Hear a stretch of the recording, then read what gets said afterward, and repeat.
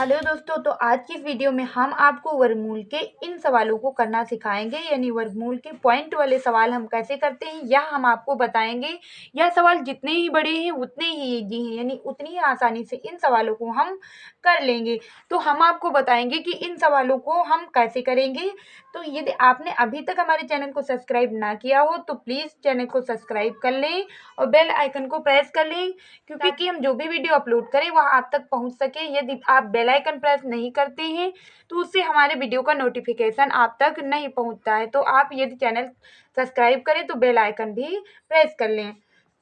तब इस सवाल को हम आपको बताएंगे कि इस सवाल को हम कैसे करेंगे। तो यहाँ सबसे पहले हम देख लेते हैं कि यह पॉइंट के बाद यहाँ संख्याएं कितनी हैं। तो यदि इन पॉइंट के बाद संख्याओं को गिनेंगे तो 1 2 3 4 5 6 यह संख्याएं हमें मिल जाएंगी 6। तो पॉइंट यदि हटाते हैं तो हम तो पॉइंट के बाद जितनी संख्याएं होती हैं उतने जीरो लिख देते हैं। तो यहाँ गुणा करके हम लिख देंगे 10 की पावर 6। ये 10 की पावर 6 का मतलब है कि यहाँ 6 बार जीरो हैं। अब यह एक हम लाइन खींच लेंगे और नीचे भी हम देखेंगे कि पॉइंट के बाद कितनी संख्याएं हैं। तो यहाँ पॉइंट के बाद 4 संख्याएं हैं और 5 और 6, यहाँ भी पॉइंट के बाद 6 संख्याएं हैं। तो इसे भी हम 10 की पावर 6 लिख लेंगे। अब जो हमने इन पॉइंट को तो हटा दिया, और जब यह पॉइंट हट गए तो केवल यहाँ संख्याएं बची। तो यहाँ बचा 95, गुणे यहाँ से बचा 85 और गुणे यहाँ से बचा 89। और नीचे यह जो संख्याएं बची यानी 17 गुणे 19 और गुणे 21, यह संख्याएं हमें मिली। तो यहाँ हम देखेंगे 10 की पावर 6 से 10 की पावर 6 यह कट जाएगा। 19 से 95 5 बार में कट जाएगा, 19 पंचे 95 होगा, और 17 से 85 कट जाएगा 5 बार में, और 21 से 189 कट जाएगा 9 बार में आएगा 9 बार में। तो यहाँ बचा कितना, तो यह बचा रूट के अंदर 5 और गुणे 5 और गुणे 9। इसे लिखेंगे 5 गुणे 5 गुणे 3 और गुणे 3। रूट से यदि हम संख्याओं को बाहर निकालते हैं तो यदि हमें जोड़ा प्राप्त हो रहा है तो यहाँ से एक संख्या निकलकर बाहर आ जाती है। तो यहाँ से निकलकर आ जाएगा 5 और इस जोड़े में से एक 3, 3 बचे हो जाएगा 15 और 15 ही हो जाएगा इस क्वेश्चन का आंसर। तो देखा हमने कितनी आसानी से इस बड़े से सवाल को हल कर दिया।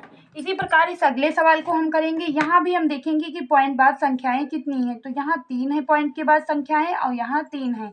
तो इसे हम 10 की पावर 6 लिख सकते हैं, यानी 10 की पावर 6 इसे लिखेंगे।